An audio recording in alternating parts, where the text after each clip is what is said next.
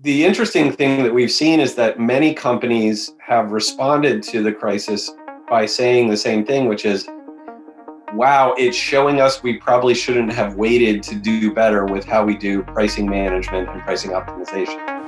The IndustrialSage Executive Series, sharing the stories behind game-changing executives, their organizations, and insights into today's industry challenges.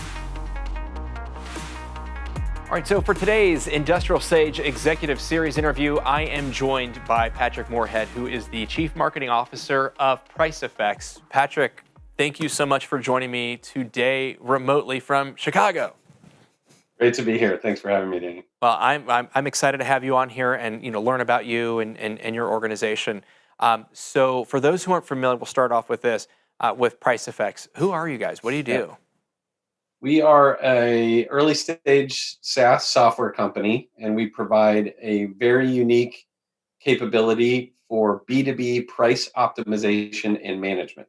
Okay. The easy way to understand what that is, if you're not close to that, is enterprise companies, normally companies that do more than 100 million in revenue annually, in selling products to other businesses, are often managing complex portfolios of products, thousands of SKUs, multiple different price points across a distributed organization with multiple stakeholders, including sales, and needing to determine pricing in the form of contracts to their customers in a way that is reflective of the customer relationship, of the historical customer relationship, and also their needs to maintain growth and margin and profitability, and account for all the costs of making those products, but also creating growth and profitability. So we provide a platform that comes with a suite of products that are focused on how to enable dynamic pricing, price optimization. So looking into the discrete item level pricing all the way up to deals, et cetera, across the portfolio, to find opportunities for growth, to enable promotions in a way that don't cost margin and profitability. The tool also provides for really flexible price management, which is a capability that's increasingly important these days, particularly with companies who are selling more and more in digital spaces. And then also a realization suite. So how does all of that insights intelligence and how does all of that price management capability get deployed into a sales force in a way that enables sellers to do what they want to do with customers, but not violate the guidance and take advantage of the insights generated from the way that pricing is set in the organization. Well, it's certainly a challenge for sure. I can see, especially as with a large shift to e-commerce and all kinds of things as well. Are you guys exclusive to sort of the industrial markets and manufacturing? Are you in other verticals or? No, we are a horizontal solution, which is unique for pricing software. Our platform is SaaS based, and one of the differentiators about Pricefx is that we have really taken the risk and friction out of using pricing software. So we are a subscription-based service. It's completely customizable to the needs of the organization. It's a no-fuss contract. It's a cancel at any time type of deal, typical for software as a service. And because of that sort of horizontal nature, we're able to be useful to almost any enterprise B2B type of customer that would look to do better in pricing. Today, we have more than 100 customers, and those are distributed across more than 14 different verticals, including industrial manufacturing, discrete manufacturing, process and chemical engineering, aftermarket distribution and auto parts, air industry parts. Packaging is a big sector for us, and e-commerce and B2C businesses as well, including online ticketing, ski lift ticketing. We have a customer that's big there, and even some big e-commerce software customers. Okay, very cool. So I'm sure we're going to dive into that here a little bit more as we get later into the episode. But for right now, how did you get into this space? What did you take me back. Like, what did you want to do as a kid, and how did you end up here? Yeah, that's a great story. Mine my path has been really a winding one. I was an artist and a musician as a kid. I went to college and got a degree in fine arts and painting and drawing. And that when I came out of school in the mid 90s, the internet was happening, and I was poor, and so I taught myself how to write web code, HTML and JavaScript and Flash, and was easily able to pick up sort of freelance work developing websites for customers, Mhm. and wound up doing really well there. In fact, making more money than I was ever going to make as an artist. And that led me down the path of getting involved in the advertising industry, which is where I made kind of the first half of my career. Starting out working in small regional ad agencies on the East Coast, and then getting a job at a larger digital ad agency, which kind of took me into the big corporate industrial advertising and marketing ecosystem. And I spent more than a decade in that world, with global ad agencies and increasingly in global executive roles. And along that path, obviously, the growth curve on internet technology and really mobile technology changed dramatically, Mhm. from like 2000 to 2010. Yeah. Inside the ad agency, a lot of my job was about looking at technology evolution and understanding how to roadmap that into solutions for the agency's clients.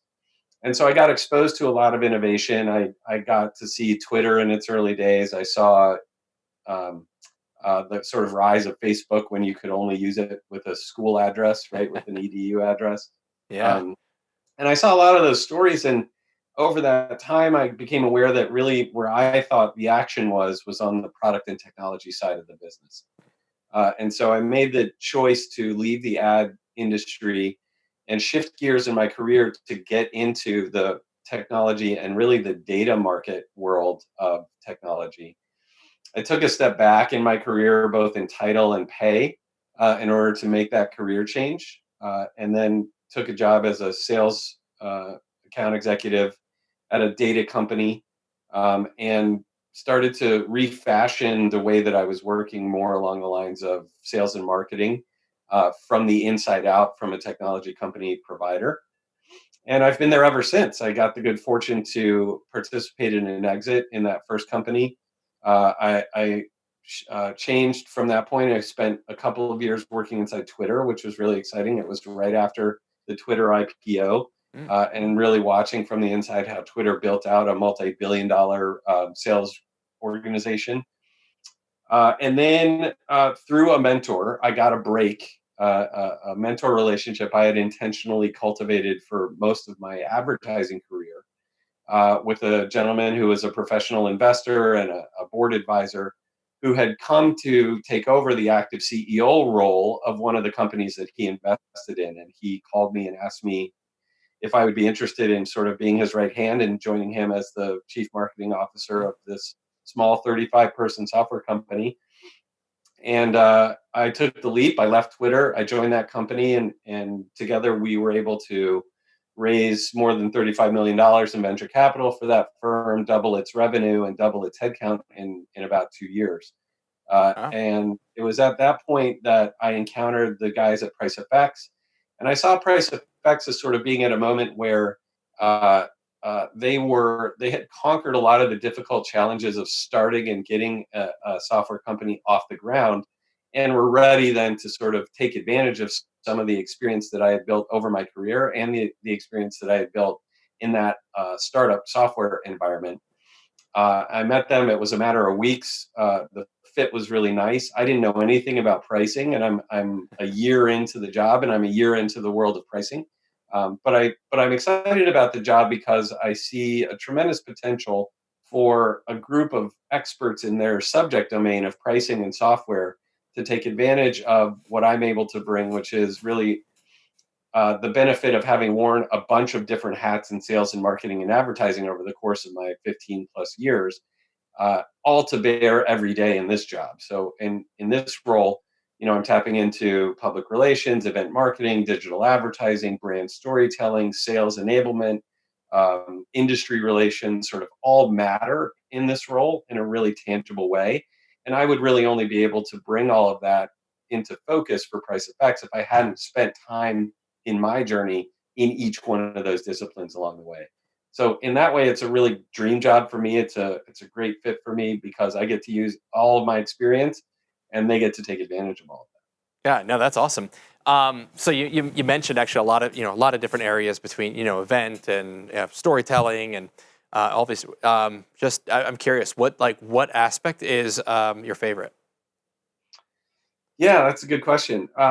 My favorite genre of marketing is really brand marketing and storytelling. Mm. There's nothing more interesting to me than the craftsmanship of a brand story that sort of looks to harness what's great about the company culture, link that to what's great about the products that are produced by that culture, and ultimately then linking that to the value that customers can derive by becoming customers of that company. I think that's if you think back all the way in my career to sort of starting out in fine arts, that is truly art in practice. Hmm. The ability to identify what's important in each of those different containers and then link them together and put a varnish on that is accessible, that's exciting, that's emotionally linked. That to me is really a way that artistic creativity gets materialized in the world of business, and so that's what gets me excited. Um, the other thing that's become really exciting to me in this job and over the last few years is the level at which marketing is becoming accountable and driven by data. Mm. Yeah. And so the idea that you can have this sort of very artistic, creative approach to telling a story, but that you also then can deploy that story and measure it not just on revenue, but measure it in terms of engagement, in terms of pipeline and funnel growth, and really understand, um, is my story connecting with the audiences that it's designed to connect with? That's a super cool thing that is, I think, only available to the modern marketing world. Oh yeah, I that's actually those two areas you mentioned are probably are my favorites. It's really blending those worlds, and I think it's super exciting to be able to do that because you can legitimately build out a real business case for that. Though now, was before it was a little bit more like hypothesize, like, well, it's just creating this feeling, and we're, like it's good, and it's like, okay. Well, show me the where is the black and white impact on the bottom line or even the top line revenue? Like, show me that. Well, and it's really hard. Well, now because of all this great new technology, we can do that. You can look at engagement. You can see it how, I mean, it's not all, rainbows and kisses, right? Because there's still some challenges in there for sure. But by and large, you can still measure that kind of engagement and actually draw a line if it's set up correctly to see the direct impact to revenue. And what you see, sorry, you've hit a core. I get excited about this. Yeah, no, exactly. What you see is that, oh, wow, people, the more creative, the more heart, the more purpose there is in that content, the more you have a really true storytelling brand around it, the better it's going to perform. The better it performs means it has a more positive impact on the bottom line. Maybe we've made the connection. Thank you, Mr. Yeah, CFO. Okay, all right, we're going to go ahead and approve that, right? It, yeah. so, um, And I think that's exactly right. And there's something about the idea that if you're able to create a brand story that connects emotionally with customers, and that story is driven off of sort of authenticity yes. uh, of the company and the people that work at the company, uh, and then you can find a way to connect that in a commercially meaningful way that results in pipeline and funnel and revenue. Hmm. There's nothing to me that's better than that, right? To be able to take truth, make it beautiful, and make it relevant for an audience so that it's not I'm getting you to buy this story, but I'm selling you something else, that actually there's a seamlessness to it. um, and so the addition of all of the technology really, I was fortunate enough to meet and know a guy named Rashad Tabakawala, who is a chairman of a Publicis group now, but he started in the ad agency world years and years ago. And his analogy really stuck with me to understand the sort of data driven marketing world that we live in, which is all of the technology that we have deployed around data and analytics and ad targeting and all of this stuff is really plumbing, right? And plumbing is plumbing, and it's only as useful as the water that you put through it. And Yeah. artful brand storytelling is the water. And so you can build amazing, elaborate plumbing systems, but if they leak, or if they don't care, or if they only deliver dirty water, then the plumbing is malfunctioning, right? It's pointless. And so I like that analogy of the idea that, hey, don't forget, plumbing is important. Plumbing gets, stories to the right places and in the multi-channel and all this data, right? But if fundamentally you're putting dirty water into a complex plumbing system, you will get dirty water out the other end. Yeah. And storytelling in today's data-driven world is the water of marketing plumbing. That's a great analogy. I love it. I couldn't agree more. No, you're 100% right. I mean, you so easily get lost in the measuring and the workflows and the integrations and the automations, like all that stuff. And I admittedly, I get excited about that stuff. That stuff is cool. But you can get lost in that so easily. You got to go back to the core. To your point. Yeah. So we could probably talk another 3 hours on this.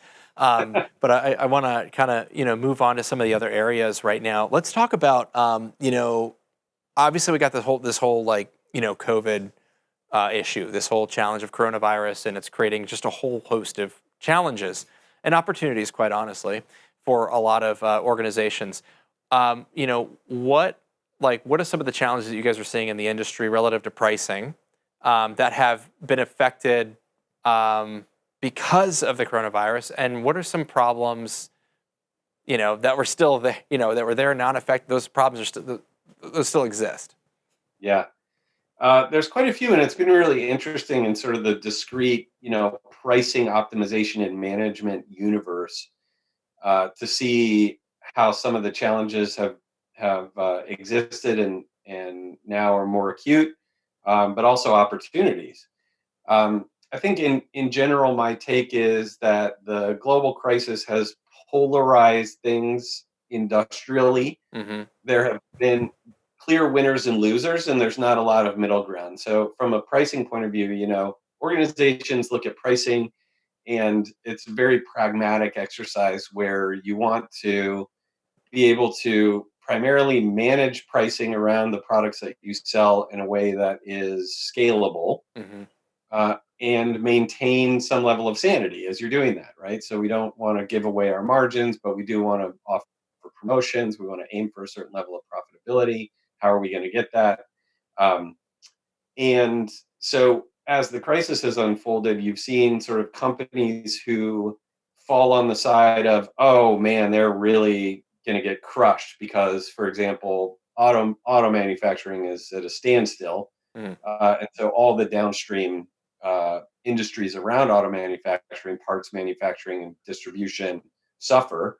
At the same time, you see other industries that are having the opposite problem, where they have so much demand that they're actually not built out to deal with it, right? Yeah. So anybody that's adjacent to sort of medical supplies, medical device componentry, anything in that area, anything that would be in demand as a result of the crisis, now you have overclock on those systems, and then you have on the other side sort of latency, right? So you have this severe sort of delta. Um, the I think the interesting thing that we've seen is that many companies have responded to the crisis by saying the same thing, which is, wow, it's showing us we probably shouldn't have waited to do better with how we do pricing management and pricing optimization. Yeah. Either because now it really matters and we want to go relook at our pricing and redeploy our pricing in a rapid, short amount of time Mm-hmm. in order to try and survive. Yeah. And we're finding out that we deployed a price management and optimization system that doesn't work as fast as we need it to work. So we get those calls because our solution is highly flexible. We can deploy a standard set of price optimization and management capabilities to an organization in under 6 weeks, and sometimes as little as a couple of weeks. Many of our competitors don't have that ability. They have 6-month, 9-month, 12-month implementation and customization cycles.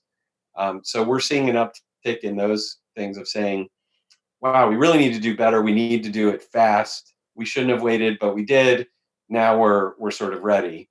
On the other side, we see folks saying, um, well, since we are sort of slow, or since we do have a sort of lull or a slowdown, maybe now's the time to look at implementing some more robust changes in the way we approach pricing optimization and management, Hmm. provided we can do that relatively quickly.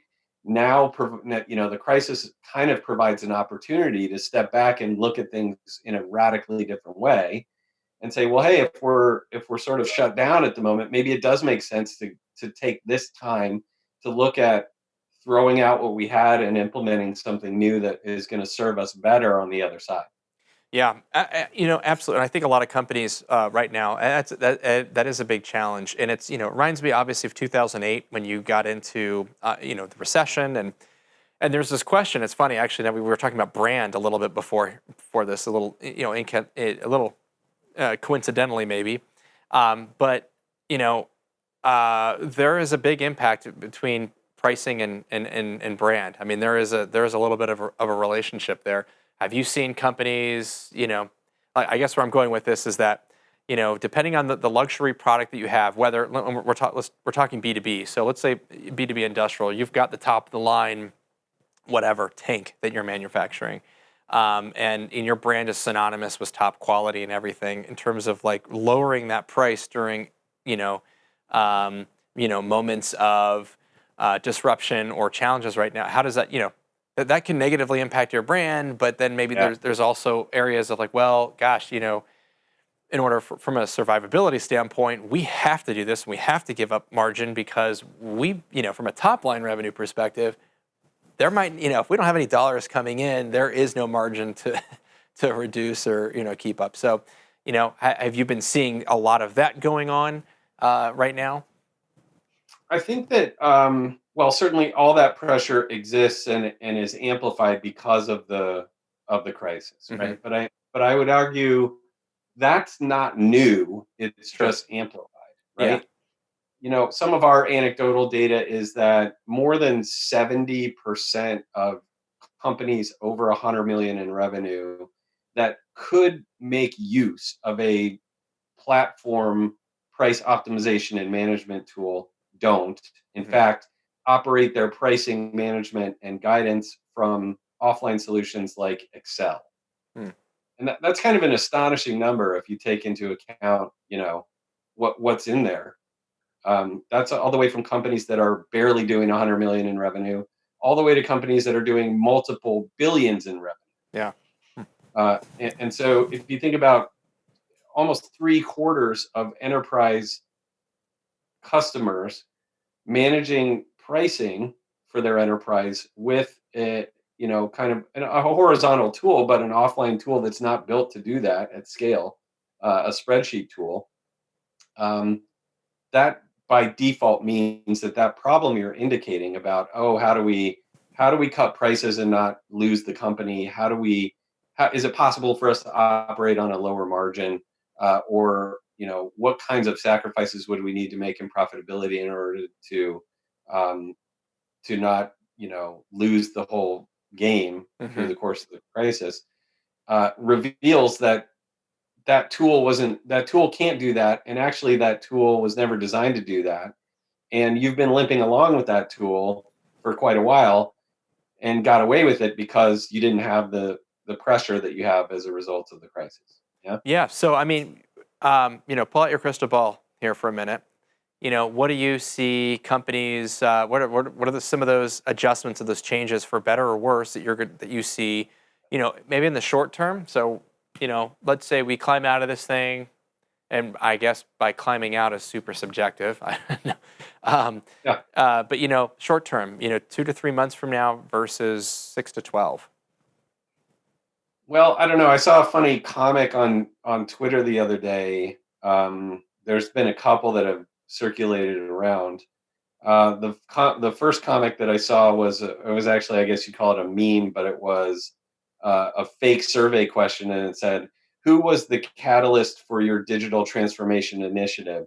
A, the CTO, B, the CMO, or C, COVID-19. And it was COVID-19 circled, right? That's awesome. Um, and I think that's right, right? There was Yeah. another comic that sort of was a cutaway view where it had a bunch of people in an office, and and the obvious like executive leader of the meeting was saying, no, we don't need to do a digital transformation. We're fine with things as they are. And then you can see outside the window, there's a giant wrecking ball that says COVID-19 sort of swinging towards the boardroom. Hmm.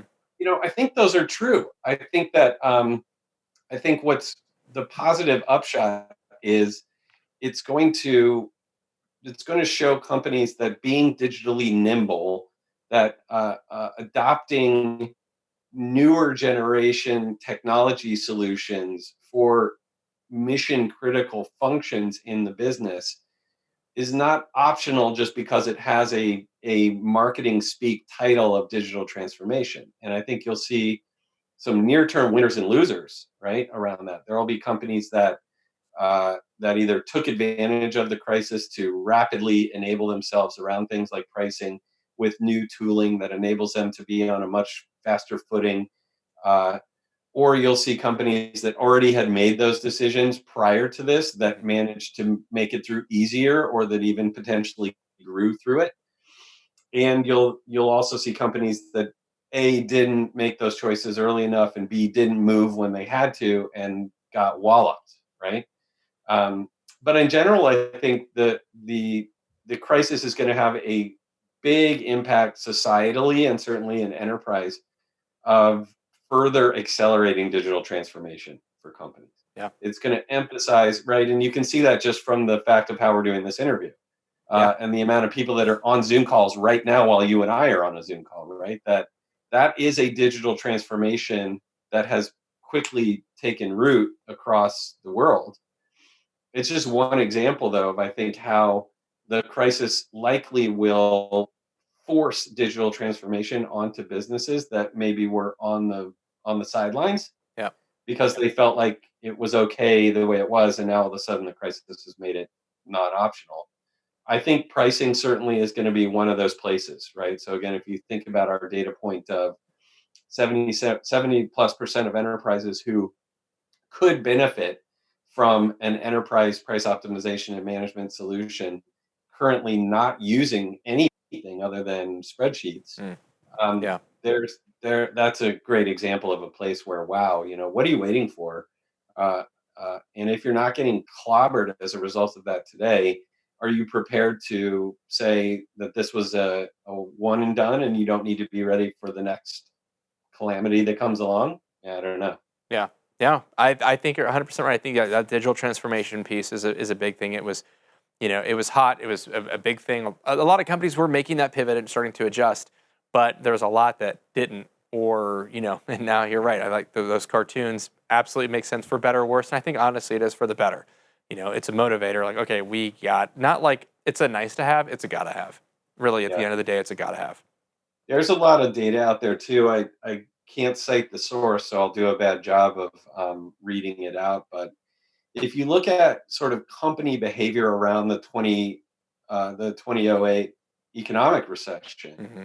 there's clear data that shows that companies that invested in technology and digital transformation initiatives during the recession materially performed better in the recovery than companies that didn't, that kind of hunkered down and tried to like stay the course with what they were doing, Yeah. right? It's counterintuitive because your instinct as a human, right, fight or flight, is sort of oh man, the world is getting really challenging and aggressive, I better just circle the wagons and hide. Yeah. But there's lots of evidence to suggest that when the world gets hard, it's time to kind of double down on aggressive innovation. Yeah, there's a similar analogy that I have. So I'm a private pilot, and so they train you.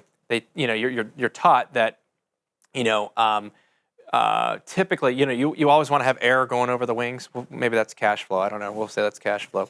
But there's a natural tendency if you get nervous or you lose an engine or something that you pull back on the stick to because you think, okay, well that's going to make me climb.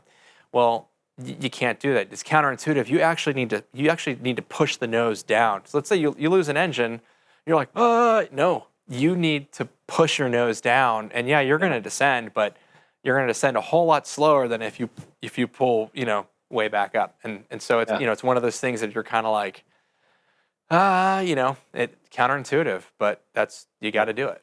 Yeah, that's right. Yeah. So, well, great. And I'm sure, I know for a fact we could go on for hours and hours and hours and hours and hours, because I've really enjoyed this conversation. Me too. But, thank you. For those who, want to learn more, I'm sure that you can go check out your website. Is it pricefx.com? Is that right? Yeah, Pricefx, all one word. It's PRICEFX. The letters. .com. Yeah. Okay. Yeah. Perfect. And I'm sure, if you have any questions, I'm sure they can, find out all the information, all the things they want over there. And we have a really fun automated chatbot on the site, so you can come in there and use the chatbot to help you find content you're interested in. Awesome. And you can even get in touch with our sales teams and book demos and everything else through the chatbot on the homepage. Excellent. That's awesome. I love chatbots. So it's a great innovation. So, well, Patrick, thank you so much for the time. I hope that things warm up for you, and and the weather gets a little better there for you. And thank you. Appreciate it. Well, we'll catch you next time. Okay. Appreciate it. Thanks for having me. Thanks. Well, there you go. That's the latest Industrial Sage Executive Series with Patrick Moorhead, who is the Chief Marketing Officer from Pricefx. You can go to Pricefx, so the letters, fx.com, and you can check out more about them if that's something that you are interested, you're going through and you're need to figure out. As Patrick was talking about how this whole digital transformation piece is really, look, it was important before, but it's even more important now. And if that's something that you need to look at, your pricing and your optimization, maybe you have a lot of different SKUs, go take a look at them and see how they might be able to help you, solve some of the challenges, at the near present, or the near future. So that's all I got for you today. Thank you so much for watching, and I will be back next week with another episode of Industrial Sage. Industrial Sage is an open platform where companies can showcase their expertise and solutions to a captive audience of industrial professionals. Thank you for listening to this week's episode. You can subscribe wherever you get your podcasts, and while you're there, please leave us a review. Want us to tell your story? Go to IndustrialSage.com. This week's episode was produced by Rika Wiersma, filming by Donovan Jones, editing by Rika Wiersma, music composed by Oliver Michael, and executive producers Danny Gonzalez and David Karen. This is the Industrial Sage Executive Series.